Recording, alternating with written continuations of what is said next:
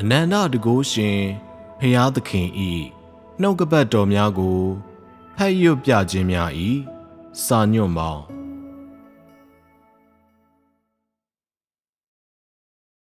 ဖျားသခင်၏အမှုနှင့်လူသား၏အလုပ်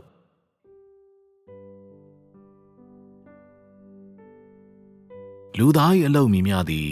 တန်ရှင်းသောဝိညာဉ်တော်၏လှုပ်ဆောင်ချက်ဖြစ်ပြီးမည်မျှသည်လူသား၏အတွေ့အကြုံဖြစ်သည်။လူတို့သည်ဤမေးခွန်းများကိုနားမလည်ကြသေးဟုပြောကောင်းပြောနိုင်ပြီးရင်းအတွက်အကြောင်းရင်းမှာ၎င်းတို့သည်တန်ရှင်းသောဝိညာဉ်တော်၏လှုပ်ဆောင်ချက်နှင့်သက်ဆိုင်သောအခြေခံသဘောတရားများကိုနားမလည်သောကြောင့်ဖြစ်သည်။ဟုတ်ပေ၏လူသား၏အလုပ်ဟုငါပြောသည့်အခါတန်ရှင်းသောဝိညာဉ်တော်၏လှုပ်ဆောင်ချက်ရှိသောသူများသို့မဟုတ်တန်ရှင်းသောဝိညာဉ်တော်၏အသုံးပြုခြင်းခံရသောသူတို့၏အလုပ်ကိုရည်ညွှန်းခြင်းဖြစ်သည်လူသား၏အလိုဆန္ဒမှပေါ်ပေါက်သောအလုပ်ကိုငါရည်ညွှန်းနေသည်မဟုတ်ဘဲတန်ရှင်းသောဝိညာဉ်တော်လှုပ်ဆောင်ချက်နယ်ပယ်တွင်၌ကြာရောက်သောတမန်တော်များလုပ်သားများသို့မဟုတ်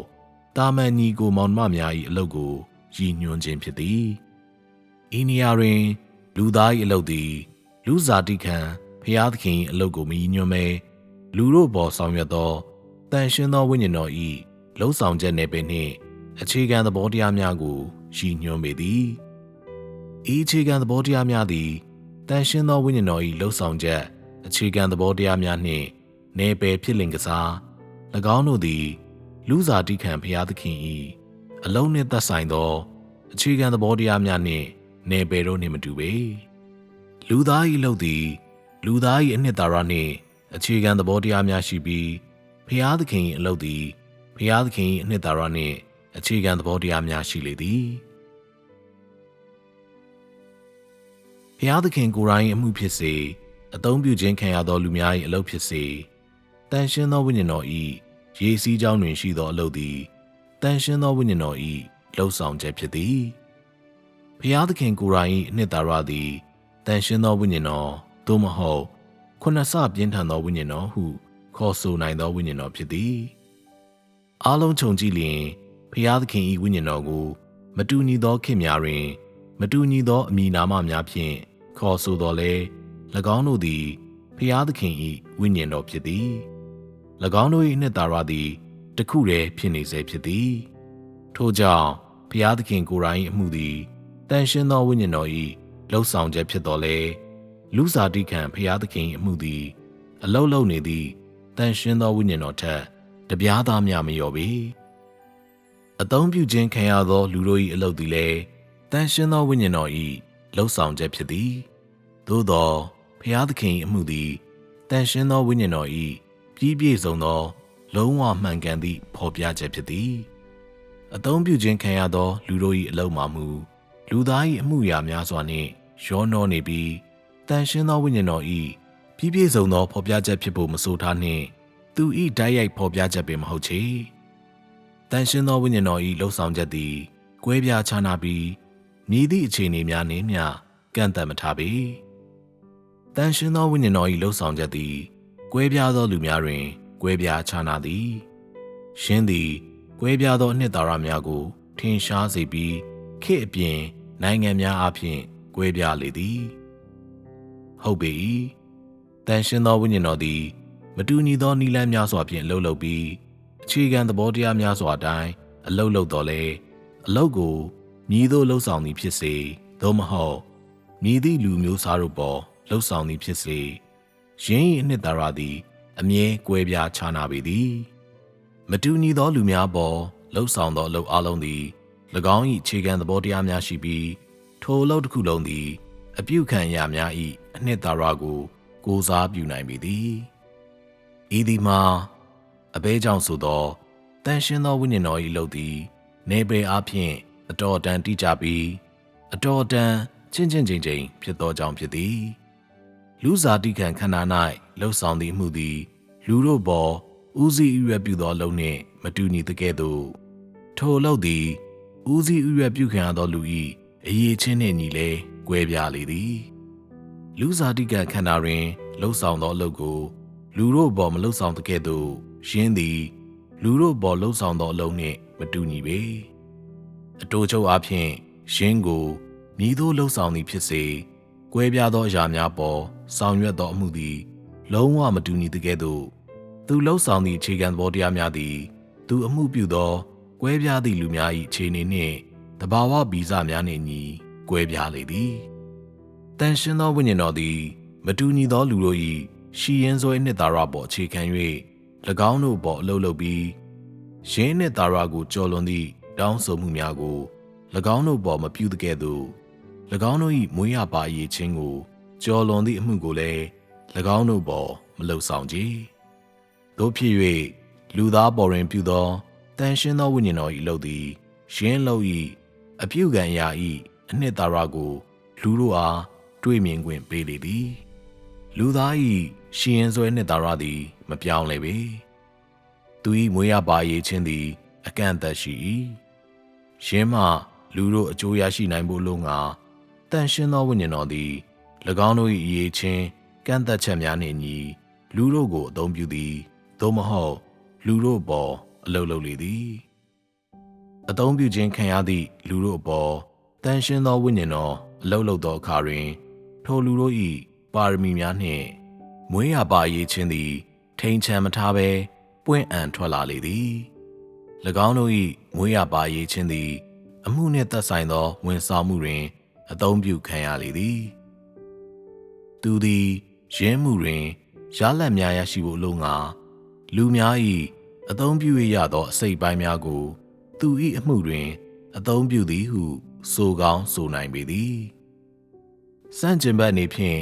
လူစားတိခံခန္ဓာ၌လှုပ်ဆောင်သောမှုသည်ဝိညာဉ်တော်၏အလုပ်ကိုဓာတ်ရိုက်ဖော်ပြပြီးလူ၏စိတ်နှင့်အတွေးများဖြင့်ရောနှောခြင်းမရှိပေလူသား၏ပါရမီများဖြစ်စေလူ၏အတွေ့အကြုံဖြစ်စေလူသား၏မွေးရပါအခြေအနေဖြစ်စေရင်းကိုလက်လှမ်းမမိနိုင်ပေတန်ရှင်းသောဝိညာဉ်တော်၏မရေမတွက်နိုင်သောအလုပ်အလုံးသည်လူသားကိုအကျိုးပြုရန်နှင့်စိတ်ဓာတ်မြင့်တင်ပေးရန်ရည်ရွယ်ပေသည်တို့ရာတွင်လူအချို့သည်စုံလင်စေခြင်းခံရနိုင်တော်လဲအခြားသူများသည်စုံလင်စေခြင်းတို့သတ်မှတ်ချက်များမပိုင်ဆိုင်ပေရင်းမှာ၎င်းတို့သည်စုံလင်စေခြင်းမခံရနိုင်တဲ့ကဲ့သို့နည်းနည်းမျှကဲတင်မခံရနိုင်ဟုဆိုလိုပြီး၎င်းတို့အနေဖြင့်တန်ရှင်းသောဝိညာဉ်တော်၏အလုပ်ရှိခဲ့ကောင်းရှိခဲ့နိုင်တော်လဲအဆုံး၌ဖယ်ရှားခံကြရပေသည်ဤရာသည်တန်ရှင်းသောဝိညာဉ်တော်၏အလုပ်သည်လူတို့ကိုစိတ်ဓာတ်မြင့်တင်ရန်ဖြစ်တော်လဲ၎င်းတို့၏လိုက်စားရှာဖွေမှုတွင်လူများစွာလိုက်လျှောက်သောလမ်းကြောင်းသည်စုံလင်စေခြင်းစီသို့သွားသည့်လမ်းကြောင်းမဟုတ်သောကြောင့်တန်ရှင်းသောဝိညာဉ်တော်၏အလုပ်ရရှိခဲ့ပြီးဖြစ်သည့်လူတိုင်းလုံးဝစုံလင်စေခြင်းခံရလိမ့်မည်ဟုပြော၍မရနိုင်ဟုဆိုခြင်းဖြစ်သည်၎င်းတို့သည်ခံစားချက်အရဖြစ်သောလူသား၏ပူးပေါင်းလှုပ်ဆောင်မှုမရှိသကဲ့သို့လူသား၏မှန်ကန်သောအားထုတ်မှုမရှိဘဲတန်ရှင်းသောဝိညာဉ်တော်၏တစ်ဖက်သက်လှုပ်ဆောင်မှုသာရှိလေသည်ဤအကြောင်းကြောင့်ဤလူတို့ပေါ်တန်ရှင်းသောဝိညာဉ်တော်၏အလုပ်သည်စုံလင်စေခြင်းခံရသောသူတို့ကိုအစေခံရန်ဖြစ်လာလေသည်တန်ရှင်းသောဝိညာဉ်တော်၏အလုပ်ကိုလူတို့ကဓာတ်ရိုက်မမြင်နိုင်တဲ့ကဲ့သို့လူတို့ကိုယ်တိုင်ဓာတ်ရိုက်မထိတွေ့နိုင်ပေရှင်းသည်အမှုနှင့်သက်ဆိုင်သောပါရမီရှိသူတို့အားဖြင့်သာဖော်ပြခံရနိုင်လေသည်ရှင်းမှာတန်ရှင်းသောဝိညာဉ်တော်၏အလုပ်ကိုလူတို့ပြုလုပ်သောဖော်ပြချက်များမှတစ်ဆင့်နောက်လိုက်များအားထောက်ပံ့ပေးထားခြင်းဖြစ်သည်ဟုဆိုလိုပေသည်တန်ရှင်းသောဝိညာဉ်တော်၏အလုပ်သည်လူမျိုးစားများစွာနှင့်မတူညီသောအခြေအနေများစွာမှတစ်ဆင့်ပြီးမြောက်ခါပြည့်စုံနေသည်လူစားတိခံဖျားသခင်၏အမှုသည်ခေတ်တစ်ခုလုံး၏အမှုကိုကိုးစားပြုနိုင်ပြီးခေတ်တစ်ခုလုံးထဲကလူတို့၏ဝင်ရောက်မှုကိုကိုးစားပြုနိုင်တော်လဲလူတို့၏ဝင်ရောက်မှုအသေးစိတ်နှင့်ပတ်သက်သောအမှုကိုလူစားတိခံဖျားသခင်အပြင်မဟုတ်ဘဲတန်ရှင်းသောဝိညာဉ်တော်၏အသုံးပြုခြင်းခံရသောလူတို့အပြင်လှုပ်ဆောင်ဖို့လိုအပ်စေဖြစ်သည်ထို့ကြောင့်ဖျားသခင်၏အမှုသို့မဟုတ်ဖျားသခင်ကိုယ်တိုင်သာသနာသည်လူကဖျားသခင်ကိုယ်စားမလှုပ်ဆောင်နိုင်သည့်ဖျားသခင်၏လူစားတိခံခန္ဓာ၏အမှုဖြစ်သည်တန်ရှင်းသောဝိညာဉ်တော်၏အလုပ်သည်မတူညီသည့်လူမျိုးစားများစွာမှတစ်ဆင့် ပြေဆုံးနေသည်ရှင်ကိုမြည်သည့်လူတစ်ဦးတစ်ယောက်ထဲကမျှလုံးဝမရရှိနိုင်တဲ့ကဲ့သို့လူတစ်ဦးတစ်ယောက်ထဲကလည်းလုံးလုံးလျားလျားမဖော်ပြနိုင်ပေအသင်းတော်ကိုဥဆောင်တော်သူများသည်လည်းတန်ရှင်းသောဝိညာဉ်တော်၏အလုပ်ကိုလုံးလုံးလျားလျားကိုးစားမပြုနိုင်ပေ၎င်းတို့သည်ဥဆောင်သည့်အလုပ်ချုပ်ကိုသာလှုပ်ဆောင်နိုင်သည်ဤအကြောင်းကြောင့်တန်ရှင်းသောဝိညာဉ်တော်၏အလုပ်ကို၃ပိုင်းခွဲခြားနိုင်၏ဖျားသခင်ကိုယ်တိုင်၏အလုပ်အသုံးပြုခြင်းခံရသောလူတို့၏အလုပ်နှင့်တန်ရှင်းသောဝိညာဉ်တော်၏ရေစီးကြောင်းတွင်၌ရှိသောသူအလုံးနှင့်ပတ်သက်သည့်အလုပ်ဟူ၍ဖြစ်သည်ဖျားသခင်ကိုယ်တိုင်၏အလုပ်သည်ခေတ်တစ်ခုလုံးကိုဥဆောင်ရန်ဖြစ်သည်အသုံးပြုခြင်းခံရသောသူတို့၏အလုပ်သည်စေလွတ်ခံရခြင်းဖြင့်သို့မဟုတ်ဘုရားသခင်ကသူကိုယ်တိုင်အလုပ်လှုပ်ဆောင်ပြီးနောက်ပေးသည့်စေခိုင်းချက်တာဝန်များကိုရရှိခြင်းဖြင့်ဘုရားသခင်၏နောက်လိုက်အားလုံးကိုဥဆောင်ရန်ဖြစ်ပြီးဤသူတို့သည်ဘုရားသခင်၏အမှုနှင့်ပူးပေါင်းဆောင်ရွက်ကြသူများဖြစ်သည်ရေစီးကြောင်းထဲတွင်ရှိသောသူတို့ပေါ်တန်ရှင်းသောဝိညာဉ်တော်အားဖြင့်လှုပ်ဆောင်သောအလုပ်သည်သူကိုယ်တိုင်အလုပ်အားလုံးကိုထိန်းသိမ်းရန်ဖြစ်ပြီးယင်းမှာသူ၏စီမံခန့်ခွဲမှုတစ်ခုလုံးနှင့်သက်သေခံချက်ကိုထိန်းသိမ်းရန်ဖြစ်တော်လဲတစ်ချိန်တည်းတွင်စုံလင်စေခြင်းခံရနိုင်သူများကိုစုံလင်စေခြင်းဖြစ်ပေသည်ဤသုံးပိုင်းသည်အတူတကွတန်ရှင်းသောဝိညာဉ်တော်၏အလုပ်အစုံလင်ဖြစ်တော်လဲဖျားသခင်ကိုယ်တိုင်အမှုမရှိဘဲနှင့်စီမံခန့်ခွဲမှုလုပ်သည်အလုံးစုံတန့်သွားပေမည်ဖျားသခင်ကိုယ်တိုင်အမှုတွင်လူသားမျိုးနွယ်အားလုံး၏အလုပ်ပါဝင်ပြီးယင်းသည်ခေတ်တစ်ခုလုံး၏အလုပ်ကိုလည်းကိုးစားပြု၏ဆိုလိုသည်မှာဘုရားသခင်ကိုယ်တိုင်အလုပ်သည်တန်ရှင်းသောဝိညာဉ်တော်အလုပ်၏အင်အားနှင့်လားရာတိုင်းကိုကိုးစားပြုပြီးတမန်တော်များ၏အလုပ်မှာမူဘုရားသခင်ကိုယ်တိုင်အလုပ်နောက်တွင်ဖြစ်လာပြီးယင်းမှလိုက်လုပ်ခြင်းဖြစ်ကာခေတ်ကိုမဥဆောင်တဲ့ကဲ့သို့ခေတ်တစ်ခုလုံးထဲကတန်ရှင်းသောဝိညာဉ်တော်၏လှုပ်ဆောင်ချက်လားရာကိုလည်းကိုးစားမပြုပေ၎င်းတို့သည်စီမံခန့်ခွဲမှုအလုပ်နှင့်လုံးဝသက်ဆိုင်ခြင်းမရှိသည့်လူလှုပ်ဆောင်သည့်အလုပ်ကိုလုပ်ကြခြင်းသာဖြစ်သည်ဘုရားသခင်ကိုယ်တိုင်လှုပ်ဆောင်သည့်အမှုသည်စီမံခန့်ခွဲမှုအလုပ်တွင်ရှိစီမံကိန်းတစ်ခုဖြစ်သည်လူသား၏အလုပ်မှာအသုံးပြုခြင်းခံရသောလူတို့ဖြည့်ဆည်းသည့်တာဝန်သာဖြစ်ပြီးစီမံခန့်ခွဲမှုအလုပ်နှင့်ဆက်နွယ်မှုမရှိပေ၎င်းတို့နှစ်ခုလုံးသည်တန်ရှင်းသောဝိညာဉ်တော်၏အလုပ်ဖြစ်တော်လဲအလုပ်၏ပင်ကိုယ်လက္ခဏာများနှင့်ကိုးစားပြုမှုများတွေကကွဲပြားမှုများကြောင့်ဘုရားသခင်ကိုယ်တိုင်၏အလုပ်နှင့်လူသား၏အလုပ်ကြားတွင်ရှင်းလင်းပြီးပဓာနာကြသောကွဲပြားမှုများရှိလေသည်ထို့ပြင်မတူညီသောပင်ကိုယ်လက္ခဏာများရှိသည့်အပြုခံအရာများပေါ်တန်ရှင်းသောဝိညာဉ်တော်အလုပ်၏အတိုင်းအတာကွဲပြားလေသည်ဤအရာများသည်တန်ရှင်းသောဝိညာဉ်တော်အလုပ်၏အခြေခံသဘောတရားများနှင့်နယ်ပယ်ဖြစ်သည်လူသား၏အလုပ်သည်သူ၏အတွေ့အကြုံနှင့်သူ၏လူသဘာဝတို့၏လက္ခဏာပြသည်လူသားပေးသည့်အရာနှင့်သူလှုပ်ဆောင်သည့်အလုပ်သည်သူ့ကိုကိုးစားပြု၏လူသား၏ထိုးထွင်းသိမြင်မှုလူသား၏စင်ကြင်တုံတရားလူသား၏စင်ကြင်တွေးခေါ်မှုစနစ်နှင့်သူ၏ကြွယ်ဝသောစိတ်ကူးစိတ်သန်းအလုံးသည်သူ၏အလုပ်တွင်ပါဝင်သည်အထူးသဖြင့်လူသား၏တွေ့ကြုံသည်သူ့အလုပ်၏လက္ခဏာကိုပြနိုင်ပြီးလူတဦးအတွေ့အကြုံများသည်သူ့အလုပ်၏အစိတ်ပိုင်းများဖြစ်လာလေသည်လူသား၏အလုပ်သည်သူ၏အတွေ့အကြုံကိုဖော်ပြနိုင်သည်လူချို့သည်အပြတ်သဘောဆောင်စွာတွေ့ကြုံရခြင်းတွင်၎င်းတို့မိတ္တဟာယ၏စကားအသုံးအများစုသည်အပြတ်သဘောဆောင်သောအရေးလက္ခဏာများပါရှိပေလိမ့်မည်၎င်းတို့၏တွေ့ကြုံသည်အချိန်ကာလတစ်ခုကြာအပြုသဘောဆောင်ပြီး၎င်းတို့သည်အထူးသဖြင့်အပြုသဘောဆောင်သည့်ရှုထောင့်ဖြင့်လမ်းကြောင်းတစ်ခုပိုင်ဆိုင်မှာက၎င်းတို့၏မိတ္တဟာယသည်အလွန်ခွန်အားရစရာဖြစ်ခါလူတို့သည်၎င်းတို့ထံမှအပြုသဘောဆောင်သောထောက်ပံ့မှုများကိုရရှိနိုင်ကြပေသည်အကယ်၍လုပ်သားတစ်ဦးသည်အချိန်ကာလတစ်ခုကြာအပြတ်သဘောဆောင်လာပါကသူ၏မိတ္တဟာယသည်အပြတ်သဘောဆောင်သောအရေးလက္ခဏာများအမြဲတည်ဆောင်လိမ့်မည်ဤမိတ္တဟာယမျိုးသည်ဝမ်းနည်းညှိုးငယ်စေပြီးအခြားသူတို့သည်သူ၏မိတ္တဟာယပြီးနောက်သတိမထားမိဘဲစိတ်မချမ်းမသာဖြစ်လာကြလိမ့်မည်နောက်လိုက်များ၏အခြေအနေသည်ခေါင်းဆောင်၏အခြေအနေပေါ်မူတည်၍ပြောင်းလဲသည်လုပ်သားတဦးသည်အတွင်းတွင်ညီသည့်အရာနှင့်တူသည်ဖြစ်စေ ရှင်သည်သူဖော်ပြသည့်အရာဖြစ်ပြီးတန်ရှင်းသောဝိညာဉ်တော်၏အလုပ်သည်တခါတရံလူသား၏အခြေအနေနှင့်ညီပြောင်းလဲလေသည်သူသည်လူသား၏အတွေ့အကြုံနှင့်ညီအလုပ်လုပ်ပြီး၎င်းတို့ကိုအတင်းကျပ်မလုပ်စေဘဲ၎င်းတို့အတွေ့အကြုံ၏ပုံမှန်လမ်းကြောင်းနှင့်ညီလူတို့ကိုတောင်းဆိုမှုများပြုလုပ်လေသည်ဤသည်မှာလူသား၏မိတ္တဟာယသည်ဖျားသခင်၏နှုတ်ကပတ်တော်နှင့်ကွဲပြားသည်ဟုဆိုလိုပေသည်လူတို့မိတ္တဟာယပြုသည့်အရာသည်ဖျားသခင်၏အမှုအရာ၎င်းတို့၏ထိုးထွင်းသိမြင်မှုများနှင့်အတွေ့အကြုံတို့ကိုဖော်ပြရင်း၎င်းတို့တူချင်း၏ထိုးထွင်းသိမြင်မှုများနှင့်အတွေ့အကြုံကိုသိရှိစေသည်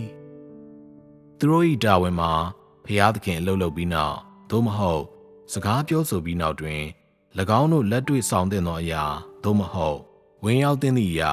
မည်သည့်အရာဖြစ်သည်ကိုသိရှိအောင်ပြုလုပ်ပြီးထို့နောက်လိုက်များထံသို့ပေးပို့ရန်ဖြစ်သည်ထို့ကြောင့်လူသား၏အလုပ်သည်သူ၏ဝင်ရောက်မှုနှင့်လက်တွေ့လှုပ်ဆောင်မှုတို့ကိုကိုးစားပြုသည်ဟုတ်ပေ၏ထို့သောအလုပ်သည်လူသားသင်ခန်းစာများနှင့်အတွေ့အကြုံသို့မဟုတ်လူသားအတွေ့များချို့နှင့်ရောနှောနေပေသည်တန်ရှင်းသောဝိညာဉ်တော်သည်မည်သို့အလုပ်လုပ်သည်ဖြစ်စေလူသားပေါ်အလုပ်လုပ်သည်ဖြစ်စေလူစားတိခံဖျားသခင်၌အလုပ်လုပ်သည်ဖြစ်စေလူသားများက၎င်းတို့မြည်သည့်အရာဖြစ်သည်ကိုအမြဲဖော်ပြကြ၏အလုပ်လုပ်သူမှာတန်ရှင်းသောဝိညာဉ်တော်ဖြစ်တော်လဲတန်ရှင်းသောဝိညာဉ်တော်သည်အခြေခံအုတ်မြစ်မရှိဘဲအလုပ်မလုပ်သောကြောင့်အလုပ်သည်လူသားပင်ကိုယ်အားဖြင့်ဖြစ်သည့်အရာပေါ်အခြေခံလေသည်တနည်းဆိုရသောအလုပ်သည်ဘာမျှမရှိခြင်းမှမလာဘဲတကယ်အခြေအနေများနှင့်စစ်မှန်သောအနေအထားများနှင့်ညီအမြဲလှုပ်ဆောင်ရလေသည်ဤနည်းဖြင့်သာလူသား၏စိတ်သဘောထားပြောင်းလဲနိုင်ပြီးသူ၏ယူဆဟောင်းများနှင့်အတွေးဟောင်းများပြောင်းလဲနိုင်ပေသည်လူသားကဖော်ပြသည့်အရာသည်သူမြင်သောအရာတွေ့ကြုံရသောအရာနှင့်သူစိတ်ကူးနိုင်သောအရာဖြစ်ပြီးယင်းသည်အယူဝါဒများသို့မဟုတ်အယူဆများဖြစ်လျင်ပင်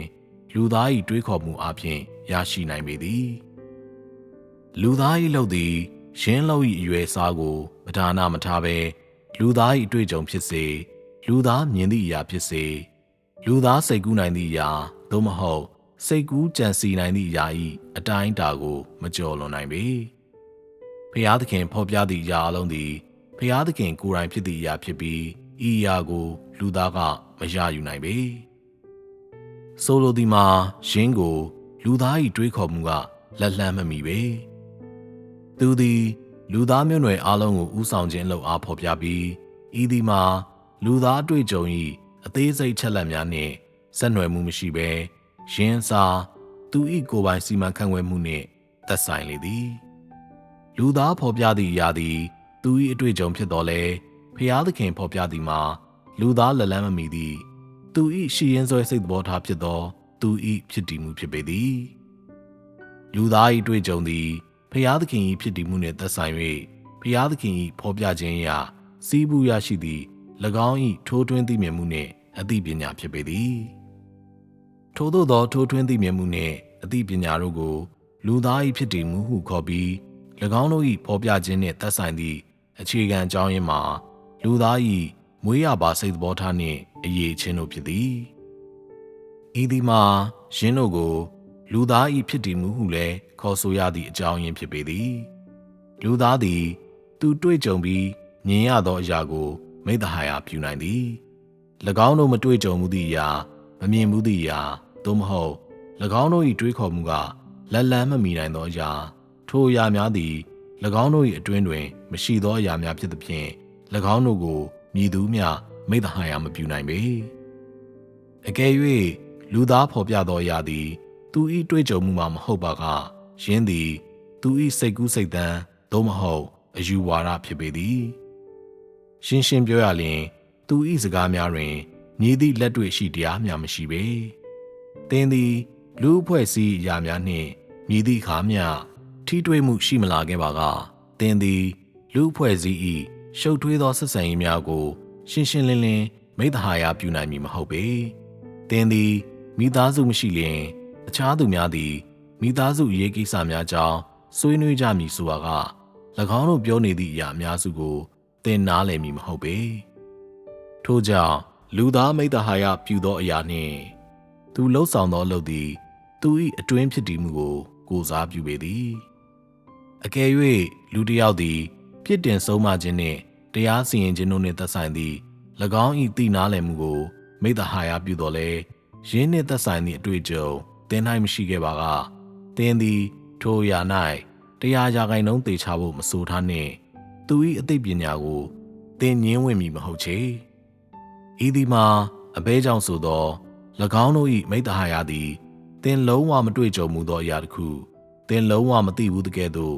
သင်၏စိတ်ကစိတ်မကူးနိုင်သည့်အရာတစ်ခုဖြစ်သောကြောင့်သည်၎င်းတို့၏အသိပညာမှသင်ရယူနိုင်သမျှမှာအနာဂတ်တွင်ပြစ်တင်ဆုံးမခြင်းနှင့်တရားစီရင်ခြင်းတို့ကိုကြုံဖို့လမ်းကြောင်းတစ်ခုဖြစ်ပေသည်သို့သောဤလမ်းကြောင်းသည်အယူဝါဒဆိုင်ရာအသိပညာထဲမှတစ်ခုသာဖြစ်နိုင်၏ယင်းသည်သင်ကိုယ်တိုင်အတွေ့အကြုံကိုအစားထိုးနိုင်မှုမဆိုထားနှင့်သင်ကိုယ်တိုင်၏သိနားလည်မှုကိုအစားမထိုးနိုင်ပေ၎င်းတို့ပြောသောအရာသည်အတော်မှန်သည်ဟုသင်ထင်ကောင်းထင်မိဖြစ်တော်လဲသင်၏အတွေ့အကြုံတွင်ယင်းသည်နီးလန်းများစွာလက်တွေ့မကျသည်ကိုသင်တွေ့ရပေသည်သင်ကြားသောအရာမှအချို့သည်လုံးဝလက်တွေ့မကျသည်ကိုသင်ခံစားရကောင်းခံစားရပေမည်ထိုအချိန်တွင်သင်နေဖြင့်ထိုအရာနှင့်ပတ်သက်၍အယူအဆများတူထားပြီးယင်းကိုသင်လက်ခံတော်လဲအလွန်အင်တင်တင်ဖြင့်သာလှုပ်ဆောင်ပေသည်တို့ရာတွင်သင်ကိုယ်တိုင်အတွေ့အကြုံတွင်သင်ကိုအယူအဆများရရှိစေသည့်အသိပညာသည်သင်၏လက်တွေ့လှုပ်ဆောင်မှုနည်းလမ်းဖြစ်လာပြီးသင်လက်တွေ့လှုပ်ဆောင်လေလေသင်ကြားသည့်နှုတ်ကပတ်တော်များ၏စစ်မှန်သောတန်ဖိုးနှင့်အဓိပ္ပာယ်ကိုသင်နားလည်လေဖြစ်သည်သင်ကိုယ်တိုင်၏အတွေ့အကြုံရှိပြီးသည့်နောက်တွင်သင်သည်တွေ့ကြုံခဲ့သည့်အရာမှသင်ရှိသင့်သည့်အသိပညာနှင့်ပတ်သက်၍ဆွေးနွေးနိုင်ပေသည်ထို့အပြင်သင်သည်မိမိတို့၏အသိပညာစစ်မှန်ပြီးလက်တွေ့ကျသောသူများနှင့်မိမိတို့၏အသိပညာကသုံးမရဘဲအယူဝါဒအပေါ်အခြေခံထားသူတို့ကြားလည်းခွဲခြားနိုင်လိမ့်မည်ဖြစ်သည်ထို့ကြောင့်သင်ပြောဆိုသောအသိပညာသည်တမန်တရားနှင့်ကိုက်ညီခြင်းရှိမရှိသည်သင်၌ရင်းနှင့်သက်ဆိုင်သည့်လက်တွေ့ကျသောအတွေ့အကြုံရှိမရှိဆိုသည့်ပေါ်ကြီးစွာမူတည်လေသည်သင်အတွေ့အကြုံတွင်တမန်တရားရှိပါကသင်၏အသိပညာသည်လက်တွေ့ကျပြီးတန်ဖိုးရှိလိမ့်မည်သင်၏အတွေ့အကြုံမှတစ်ဆင့်သင်သည်ချင့်ချိန်နိုင်စွမ်းနှင့်ထိုးထွင်းသိမြင်မှုကိုလည်းရရှိနိုင်ပြီးသင်၏အသိပညာနတ်တစ်ထက်နတ်လာနိုင်ကမိမိကိုယ်ကိုမြည်သို့ပြုမှုနေထိုင်ရမည်ဆိုသည်နှင့်ပတ်သက်၍သင်၏ဉာဏ်ပညာနှင့်တာမန်အသည့်တို့တိုးပွားနိုင်ပေသည်တမန်တရားကိုမပိုင်ဆိုင်သောလူတို့ဖော်ပြသည့်အသိပညာသည်မြည်မျှပင်မြင့်မားကောင်းမြင့်မားပါစေအယူဝါဒဖြစ်ပေသည်ဤလူစားမျိုးသည်ဇာတိပဂရိနှင့်ဆိုင်သည့်ကိစ္စများနှင့်ပတ်သက်လာသည့်အခါအလွန်ဉာဏ်ရည်ဉာဏ်စွမ်းကောင်းနိုင်တော်လဲဝိညာဉ်ရေးရာကိစ္စများနှင့်ပတ်သက်လာသည့်အခါခွဲခြားခြင်းမပြုနိုင်ကြကြဤသည်မှာအဘဲကြောင့်ဆိုသောထိုသို့သောလူတို့သည်ဝိညာဉ်ရေးရာကိစ္စများအလုံးတွင်အတွေ့အကြုံမရှိသောကြောင့်ဖြစ်သည်ဤသူတို့သည်ဝိညာဉ်ရေးရာကိစ္စများတွင်ဉာဏ်အလင်းမရသောသူများဖြစ်ပြီးဝိညာဉ်ရေးရာကိစ္စရပ်များကိုနားမလည်ကြပေသင်သည်မြည်သည့်အသိပညာမျိုးကိုဖော်ပြသည်ဖြစ်စေသင်၏ဖြစ်တည်မှုဖြစ်နေသည်၍ယင်းသည်သင်၏ပုဂ္ဂိုလ်ရေးအတွေ့အကြုံသင်၏စစ်မှန်သောအသိပညာဖြစ်သည်အယူဝါဒကိုသာပြောဆိုသူများတမန်တရားကိုဖြစ်စေလက်တွေ့ရှိတရားကိုဖြစ်စေ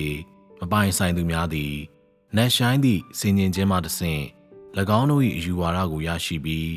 ယင်းသည်၎င်းတို့၏နတ်ရှိုင်းသောပြန်လည်တွေးဆခြင်းအကျိုးဆက်ဖြစ်သောကြောင့်၎င်းတို့ဆွေးနွေးသောအရာကိုလည်း၎င်းတို့၏ဖြစ်တည်မှုဟုခေါ်ဆိုနိုင်ပေသည်တို့ရာတွင်ယင်းသည်အယူဝါဒသာဖြစ်ပြီးစိတ်ကူးစိတ်သန်းထက်မပိုပေလူမျိုးစားမျိုးစုံ၏အတွေ့အကြုံများသည်၎င်းတို့အတွင်းရှိအရာများကိုကိုးစားပြုသည်ဝိညာဉ်ရေးရာအတွေ့အကြုံတစ်ခုတလေများမရှိသည့်မည်သူမဆိုသည်တမန်တရားနှင့်သက်ဆိုင်သောအသိပညာကိုမပြောနိုင်သကဲ့သို့အမျိုးမျိုးသောဝိညာဉ်ရေးရာအမှုရာများကြောင့်မှန်ကန်သောအသိပညာကိုမပြောဆိုနိုင်ပေလူသားဖော်ပြသောအရာသည်အတွင်းတွင်သူဖြစ်သည့်အရာဖြစ်သည်ဤသည်မှာသေချာ၏ အကယ်၍လူတဦးသည်ဝိညာဉ်ရေးရာအမှုရာများနှင့်သက်ဆိုင်သောအသိပညာနှင့်တမန်တရားနှင့်သက်ဆိုင်သောအသိပညာရှိရန်ဆန္ဒရှိပါကစစ်မှန်သောအတွေ့အကြုံရှိရပေမည်။အကယ်၍သင်သည်လူဘဝနှင့်သက်ဆိုင်သောတာမန်အသိစိတ်ကြောင့်ရှင်းလင်းစွာမပြောဆိုနိုင်ပါကဝိညာဉ်ရေးရာများအမှုရာများနှင့်ပတ်သက်၍သင်သည်ညီမျှသာ၍နည်းပါးစွာဆွေးနွေးနိုင်မည်နီ။အသင်းတော်များကိုဦးဆောင်နိုင်သူများလူတို့ကိုအသက်ဖြင့်ထောက်ပံ့ပေးနိုင်ပြီးလူတို့ဖို့တမန်တော်များဖြစ်နိုင်သူများသည်တကယ်အတွေ့အကြုံများရှိရပေမည်။၎င်းတို့အနေဖြင့်ဝိညာဉ်ရေးရာအမှုရာများနှင့်သက်ဆိုင်သည့်မှန်ကန်သောသိနာလည်မှုတမန်တရားနှင့်သက်ဆိုင်သောမှန်ကန်သည့်တန်ဖိုးထားခြင်းနှင့်အတွေ့အကြုံတို့ရှိရပေမည်။ထို့သောသောလူများသာအသင်းတော်များကိုဦးဆောင်သောလုပ်သားများသို့မဟုတ်တမန်တော်များဖြစ်ရန်အရေးချင်းပြေမိပေသည်သို့မဟုတ်ပါက၎င်းတို့သည်လူတို့ကိုအသက်ဖြင့်ထောက်ပံ့ပေးနိုင်သည့်တမန်တော်များဖြစ်ဖို့မဆိုထားနှင့်အ ਨੇ ဆုံးနေဖြင့်နောက်လိုက်ယုံသာနောက်လိုက်နိုင်ပြီးဥမဆောင်နိုင်ပေဤသည်မှာအဘဲကြောင့်ဆိုသောတမန်တော်များ၏လုပ်ငန်းတာဝန်သည်ဟိုသည်အပြေးလွှားလှုပ်ဆောင်ရန်သို့မဟုတ်တိုက်ခိုက်ရန်မဟုတ်ပေရှင်းမှာအသက်တာကိုပြုစုခြင်းအလုပ်ကိုလှုပ်ဆောင်ဖို့နှင့်အခြားသူတို့ကို၎င်းတို့၏စိတ်သဘောထားများပြောင်းလဲခြင်း၌ဥဆောင်ရန်ဖြစ်သည်ဤလှုပ်တာဝန်ကိုဆောင်ရွက်သောသူတို့သည်မည်သူမဆိုထမ်းရွက်နိုင်သည်မဟုတ်သည့်လေးလံသောတာဝန်ကိုထမ်းဆောင်ရန်တာဝန်ပေးအပ်ခံရကြလေသည်ဤလှုပ်မျိုးကိုတမန်တရားနှင့်သက်ဆိုင်သောအတွေ့အကြုံရှိသူများဖြစ်သည့်အသက်ဤဖြစ်တည်မှုရှိသူတို့ကသာတာဝန်ယူနိုင်ပေသည်ရှင်းကိုစွန့်လွတ်နိုင်သူဟိုသည်အပြေးလွှားလှုပ်ဆောင်နိုင်သူသို့မဟုတ်မိမိတို့ကိုအသုံးခံရန်လိုလားလျက်ရှိသူမည်သူမဆိုကတာဝန်ယူနိုင်သည်မဟုတ်ပေတမန်တရားနှင့်သက်ဆိုင်သောအတွေ့အကြုံမရှိသူပြုပြင်ခြင်းသို့မဟုတ်တရားစီရင်ခြင်းမခံခဲ့ရဘူးသောလူတို့သည်ဤလုပ်မျိုးကိုမလှုပ်ဆောင်နိုင်ပေလက်တွေ့ရှိတရားမရှိသည့်လူများဖြစ်သည့်အတွေ့အကြုံမရှိသောလူများသည်၎င်းတို့ကိုယ်တိုင်သည်ဤဖြစ်တည်မှုမျိုးမရှိကြသောကြောင့်လက်တွေ့ရှိတရားကိုရှင်းလင်းစွာမမြင်နိုင်ပေသို့ဖြစ်၍ဤလူစားမျိုးသည်ခေါင်းဆောင်မှုလုပ်ကိုမလုပ်နိုင်သည်သာမကအချိန်တော်ကြာတမာတရားမရှိဘဲနေပါကရှင်းလင်းသုတ်သင်ခြင်းခံရသောအရာတစ်ခုဖြစ်သွားပေမည်သင်ဖော်ပြသောထိုးထွင်းသိမြင်မှုသည်အသက်တာ၌သင်တွေ့ကြုံပြီးဖြစ်သည့်အခက်အခဲများသင်ပြစ်တင်ဆုံးမခံရသည့်အရာများနှင့်သင်တရားစီရင်ခံရသည့်ပြဿနာများ၏သက်သေအဖြစ်ရပ်တည်နိုင်ပေသည်ဤအရာသည်စမ်းသပ်မှုများနှင့်ပတ်သက်၍လည်းမှန်ကန်ပေသည်လူတဦးစစ်ဆေးခံရသည့်နေရာသည်လူတဦးအားနည်းသည့်နေရာဖြစ်၏ဤအရာများသည်လူတဦးကြုံတွေ့ဘူးသည့်လူတဦးလမ်းကြောင်းတစ်ခုရှိသည့်နယ်ပယ်များဖြစ်သည်ဥပမာအားဖြင့်အကယ်၍တစုံတဦးသည်အိမ်တောင်၌စိတ်ပျက်စရာများခံစားရပါကဖျားသခင်ကိုကျေးဇူးတင်ပါသည်ဖျားသခင်ကိုချီးမွမ်းပါသည်ကျွန်ုပ်သည်ဖျားသခင်၏စိတ်နှလုံးဆန္ဒကိုကျေနပ်စေရမည်ဖြစ်ပြီးကျွန်ုပ်၏အသက်တာတစ်ခုလုံးကိုဆက်ကပ်ရပါမည်ပြီးလျှင်ကျွန်ုပ်၏အိမ်တော်ကိုဖျားသခင်၏လက်တွင်ကျွန်ုပ်လုံးလုံးလျားလျားထားရှိရပါမည်ကျွန်ုပ်၏ဘဝတစ်ခုလုံးကိုဖျားသခင်ထံပေးအပ်ရန်ဂရုပြုဖို့ကျွန်ုပ်လိုလားလျက်ရှိပါသည်ဟု၎င်းတို့မကြာခဏမိဿဟာယပြုကြလိမ့်မည်မိဿဟာယမှတဆင့်လူအတွင်းရှိအရာခတ်သိမ်းသည်သူ၏ဖြစ်ခြင်းကိုပြသနိုင်ပေသည်လူတဦး၏စကားအမြန်နှုန်းကြဲကြဲပြောသည်ဖြစ်စေညင်ညင်သာသာပြောသည်ဖြစ်စေထို့သောသောကိစ္စများသည်အတွေ့အကြုံနှင့်သက်ဆိုင်သောကိစ္စများမဟုတ်တကယ်သို့၎င်းတို့ရှိသည့်အရာနှင့်ဖြစ်သည့်အရာကိုကိုးစားမပြုနိုင်ပေဤအရာများသည်လူတဦး၏အကျင့်စရိုက်ကောင်းသည်သို့မဟုတ်ဆိုးသည်ကိုသာပြောပြနိုင်သည်သို့မဟုတ်၎င်းတို့၏သဘာဝကောင်းသည်သို့မဟုတ်ဆိုးသည်ကိုပြောပြနိုင်တော်လဲယင်းတို့ကိုလူတဦး၌အတွေ့အကြုံရှိမရှိဆိုသည်နှင့်တန်းတူထား၍မရနိုင်ပေစကားပြောချိန်တွင်မိမိကိုယ်ကိုဖော်ပြနိုင်စွမ်းသို့မဟုတ်ကျွမ်းကျင်မှုသို့မဟုတ်စကားအမြန်နှုန်းသည်အလေးအကျင့်နှင့်သာသက်ဆိုင်သောအရာဖြစ်ပြီးလူတဦး၏အတွေ့အကြုံကို အစားမထိုးနိုင်ပေသင်ဤတူးချင်းတွေ့ကြုံများကြောင်းသင်ပြောပြခြင်းတွင်အရေးကြီးသည်ဟုသင်မြင်သောအရာနှင့်သင်အတွင်းရှိအရာအလုံးကိုသင်မိသဟာယပြုလေသည်ငါဤစကားသည်ငါဤဖြစ်တည်မှုကိုကိုးစားပြုတော်လဲငါပြောသောအရာကိုလူသားကလက်လှမ်းမမီနိုင်ပေငါပြောသောအရာသည်လူသားတွေ့ကြုံသည့်အရာမဟုတ်တကယ်သို့လူသားကမြင်နိုင်သည့်အရာတစ်ခုမဟုတ်ပေရှင်းသည်လူသားကတွေ့ထိနိုင်သည့်အရာလည်းမဟုတ်ဘဲငါဤဖြစ်တည်မှုဖြစ်ပေသည်ငါမိတ္တဟာယဖွဲ့သောအရာသည်ငါတွေ့ကြုံမှုသောအရာဖြစ်သည်ဟုသာလူအချို့ကအတိအမှတ်ပြုကြတော်လဲရှင်းသည်ဝိညာဉ်တော်ဤဓာတ်ရိုက်ဖော်ပြချက်ဖြစ်သည်ကို၎င်းတို့သတိမပြုမိကြချေမှန်ပေ၏ငါပြောသောအရာသည်ငါတွေ့ကြုံမှုသောအရာဖြစ်သည်နှစ်ပေါင်း6000ကျော်ကြာစီမံခန့်ခွဲမှုအလုပ်ကိုလှုပ်ဆောင်ပြီးသည့်သူမှာငါဖြစ်၏ငါသည်လူသားမျိုးနွယ်ကိုဖန်ဆင်းခြင်းအစအဦးမှယခုတိုင်အောင်အရာရာကိုတွေ့ကြုံပြီးဖြစ်သည်ရှင်းကိုငါမည်သို့မဆွေးနွေးနိုင်မဲရှိလိမ့်မည်နီလူသား၏သဘာဝနှင့်ပတ်သက်လာသည့်အခါငါသည်ရှင်းလင်းစွာမြင်ခဲ့ပြီးဖြစ်သည်ရှင်းကိုငါအချိန်ကြာမြင့်စွာကစောင့်ကြည့်ခဲ့ပေသည်ထိုအရာနှင့်ပတ်သက်၍ငါသည်အဘယ်သို့ရှင်းလင်းစွာမပြောနိုင်ပဲရှိလိမ့်မည်နီငါသည်လူသား၏အနှစ်သာရကိုရှင်းလင်းစွာတွေ့မြင်ပြီးဖြစ်သည့်အတွက်လူသားကိုပြစ်တင်ဆုံးမရန်နှင့်တရားစီရင်ရန်ငါသည်အရေးချင်းပြေမိ၏အဘယ်ကြောင့်ဆိုသောလူသား၏အရာခတ်သိမ်းသည်ငါထံမှလာတော်လဲစာတန်၏ဖျက်ဆီးခြင်းကိုခံရပြီးဖြစ်သောကြောင့်ဖြစ်သည်မှန်ပေ၏ငါသည်ငါပြုသောမှုကိုလည်းအကဲဖြတ်ရန်အရေးချင်းပြေမိပေသည်ဤမှုသည်ငါ၏လူစားတိဖြင့်လှုပ်ဆောင်ခဲ့ခြင်းမဟုတ်တော့လဲဝိညာဉ်တော်၏ဓာတ်ရိုက်ဖော်ပြချက်ဖြစ်ပြီးဤသည်မှာငါ၏အရာအလုံးနှင့်ငါ၏ဖြစ်ခြင်းဖြစ်သည်ထို့ကြောင့်ငါသည်ယင်းကိုဖော်ပြရန်နှင့်ငါလှုပ်တင်သောအလုပ်ကိုလှုပ်ဆောင်ရန်အရေးချင်းပြေမိပေသည်လူတို့ပြောသောအရာသည်၎င်းတို့တွေ့ကြုံပြီးသောအရာဖြစ်သည်ယင်းသည်၎င်းတို့တွေ့မြင်ပြီးသောအရာ၎င်းတို့၏စိတ်များအလှမ်းမိနိုင်သောအရာနှင့်၎င်းတို့၏အာယုံများကသတိပြုမိနိုင်သောအရာဖြစ်သည်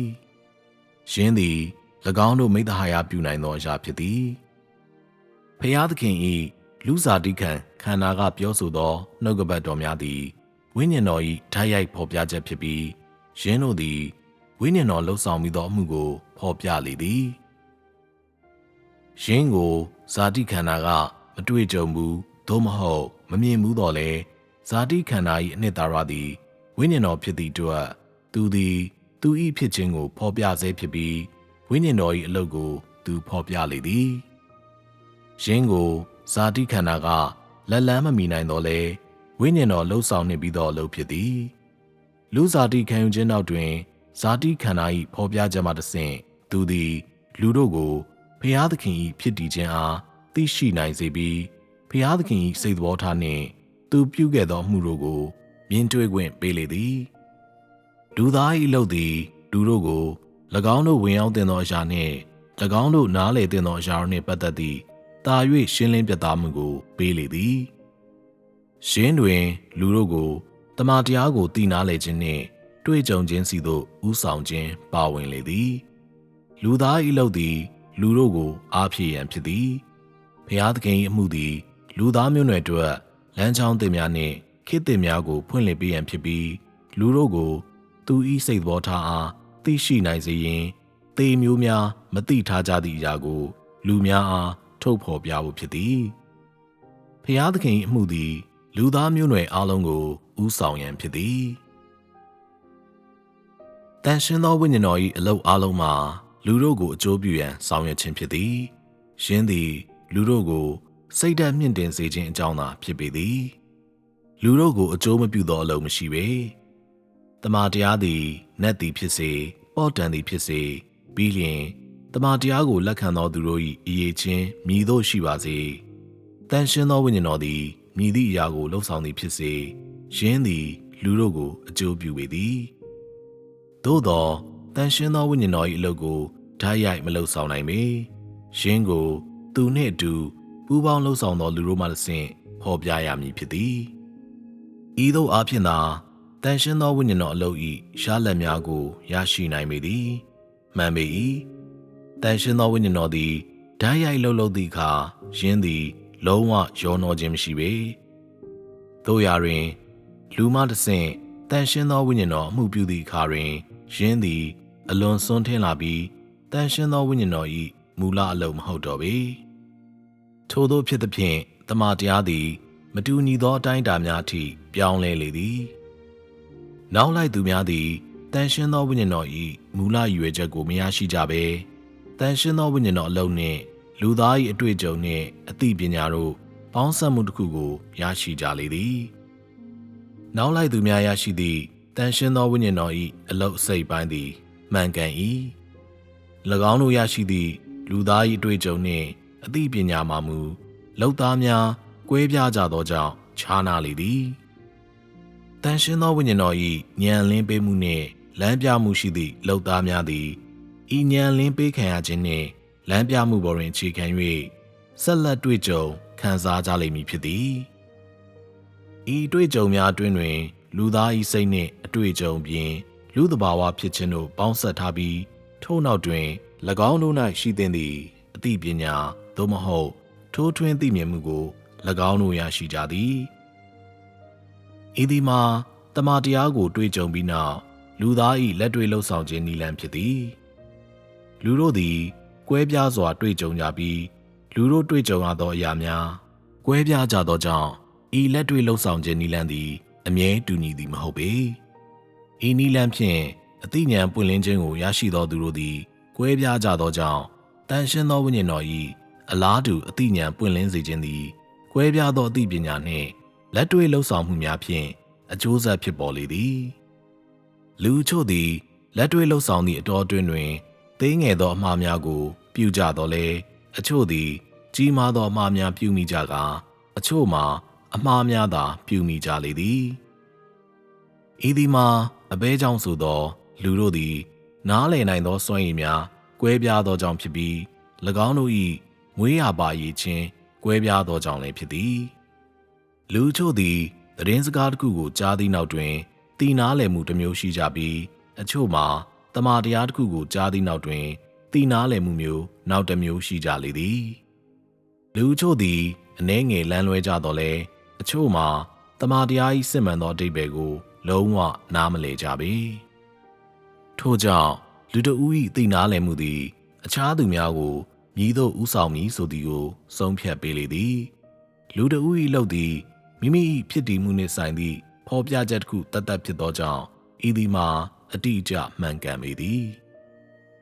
တမန်တရားနှင့်သက်ဆိုင်သည့်မှန်ကန်သောသိနားလည်မှုရှိသူများ၏ဥဆောင်ခြင်းခံရသောလူများသည်တမန်တရားနှင့်သက်ဆိုင်သောမှန်ကန်သည့်သိနားလည်မှုတစ်ခုလည်းရှိကြပေလိမ့်မည်၎င်းတို့၏သိနားလည်မှုတွင်မှားယွင်းမှုများရှိသောလူများရှိလိမ့်မည်၎င်းတို့အလွန်နှဲပါလိမ့်မည်ဖြစ်ပြီးအရောက်တိုင်းအမှားများရှိကြလိမ့်မည်မဟုတ်လူတဦးသည်တမန်တရားနှင့်သက်ဆိုင်သော၎င်း၏သိနားလည်မှုတွင်အမှားများရှိပါက၎င်း၏နောက်သို့လိုက်သူများသည်လည်းဧကံမုတ်ချမှားယွင်းကြလိမ့်မည်ဖြစ်ပြီးဤလူများသည်ဤစကလုံး၏အဓိပ္ပာယ်တိုင်းတွင်မှားယွင်းကြလိမ့်မည်ဖြစ်သည်တမန်တရားကိုနောက်လိုက်သူများနားလည်သည့်အတိုင်းအတာသည်လုံသားများပေါ်တွင်ကြီးစွာမူတည်လေသည်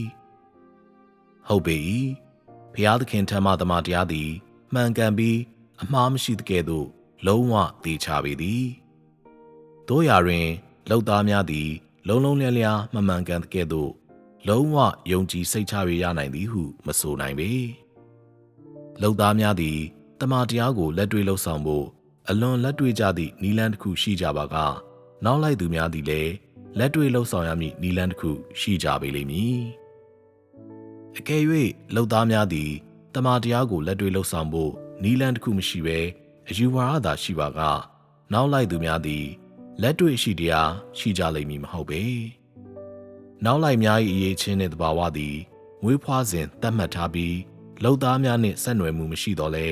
တမန်တရားကိုနောက်လိုက်သူများနားလည်ပြီးဖျားသခင်ကိုသိရှိသည့်အတိုင်းအတာသည်လုံသားများပေါ်မူတည်ပေသည်ဤသည်မှာလူအချို့အတွက်သာဖြစ်သည်လုံသားတဦးသည်မြည်သည့်အရာနှင့်တူညီသည်ဖြစ်စေ သူဦးဆောင်သောနောက်လိုက်များလည်းထို့သို့ဖြစ်ကြလိမ့်မည်လုံသားတူဖော်ပြသည့်အရာသည်တန်တရားမရှိဘဲသူကိုယ်တိုင်၏ဖြစ်တည်မှုဖြစ်သည်သူနောက်လိုက်သောသူများအပေါ်သူပြုသောတောင်းဆိုချက်များသည်သူကိုယ်တိုင်ရရှိရန်လိုလားနေသောအရာသို့မဟုတ်ရရှိနိုင်သောအရာဖြစ်လေသည်၎င်းတို့၏နောက်လိုက်များလုံးဝမရရှိနိုင်သည့်အရာများစွာရှိသကဲ့သို့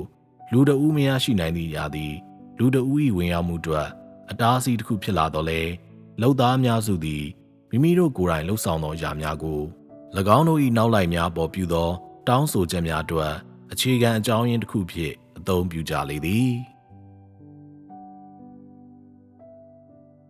ပြုပြင်ခြင်း၊ကိုင်တွယ်ဖြေရှင်းခြင်း၊တရားစီရင်ခြင်းနှင့်ပြစ်တင်ဆုံးမခြင်းတို့ကိုကြုံပြီးသောသူများ၏အလုပ်တွင်သွေဖယ်မှုအလွန်နည်းပါးပြီး၎င်းတို့အလုပ်၏ဖော်ပြချက်သည်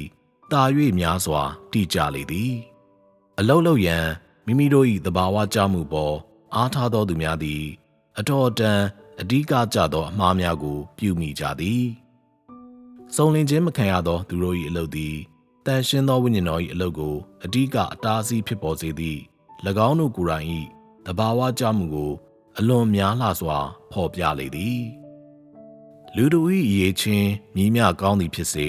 ၎င်းတို့သည်ဖျားသခင်၏တာဝန်ပေးစေခိုင်းချက်အလုပ်ကိုမလုပ်ဆောင်နိုင်မီတွင်ပြုပြင်ခြင်းကိုင်တွယ်ဖြေရှင်းခြင်းနှင့်တရားစီရင်ခြင်းတို့ကိုလည်းကြုံကြရမည်ဖြစ်သည်၎င်းတို့သည်ထိုသို့သောတရားစီရင်မှုကိုမကြုံရသေးပါက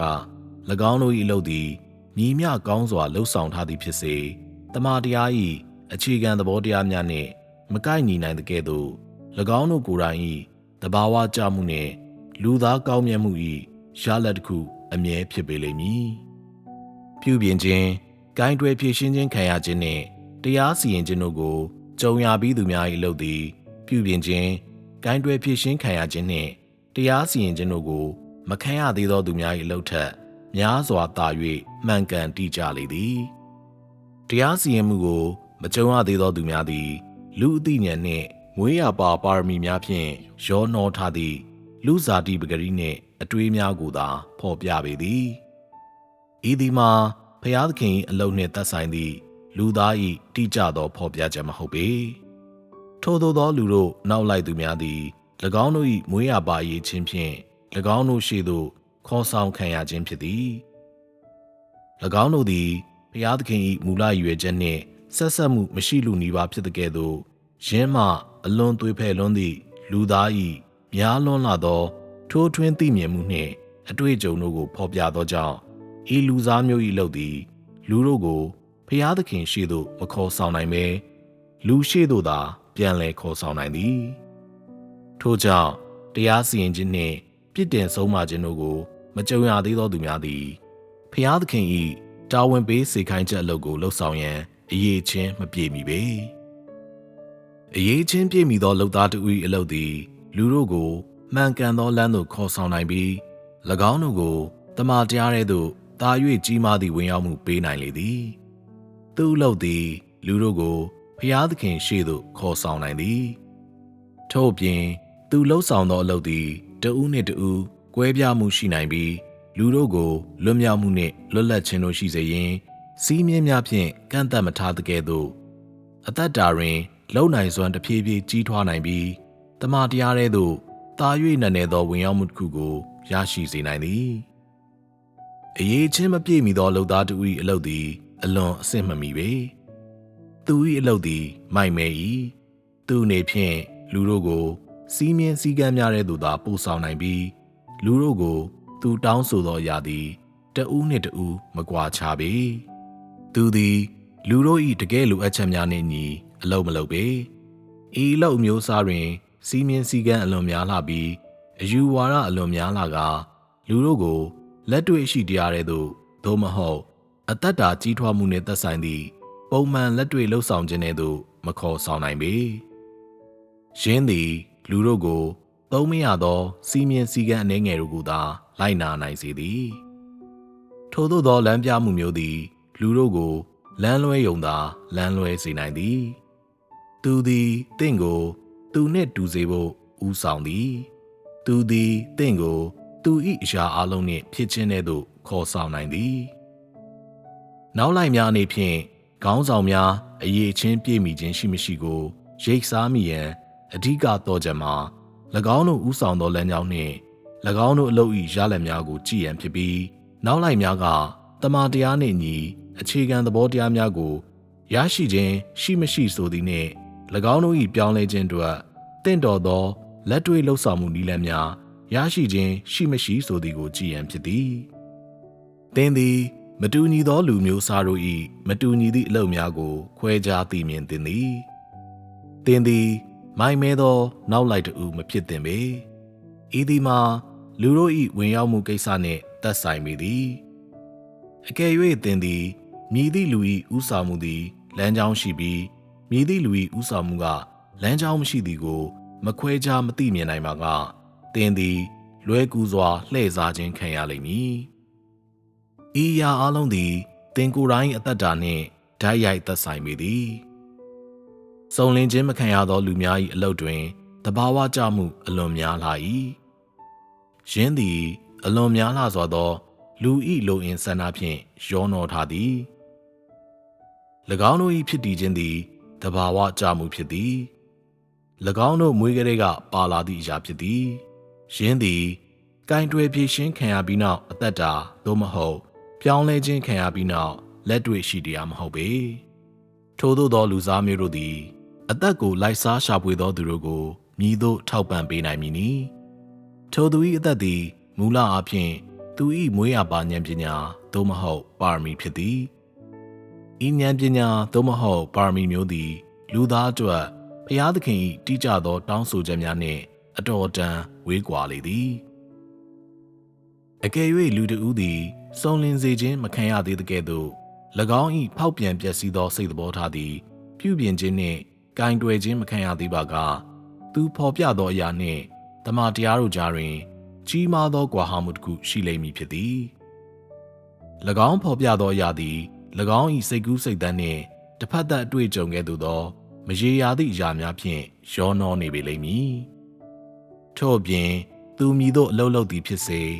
လူအလုံး၏ဝင်ရောက်မှုအတွက်တင့်တော်သည့်ရေဘူးရပန်းနိုင်နှင့်တမန်တရားမရှိဟုလူတို့ခံစားရသည်လူတို့ပေါ်တောင်းဆိုထားသည့်အရာများစုသည်၎င်းတို့နေဖြင့်ငှက်နားရာအိတ်တန်းများပေါ်သို့နားစေခြင်းခံနေရလျက်ရှိသည့်ဘဲများအလား၎င်းတို့၏အစွမ်းအစကိုကျော်လွန်ပေသည်ဤသည်မှာလူအလိုဆန္ဒ၏အလုပ်ဖြစ်သည်လူသား၏ဖောက်ပြန်ပျက်စီးသောစိတ်သဘောထား၎င်း၏တွေးများနှင့်အယူဆများသည်၎င်း၏ကိုယ်ခန္ဓာစိတ်ပိုင်းများအလုံးကိုပြန့်နှံ့ဝင်ရောက်လေသည်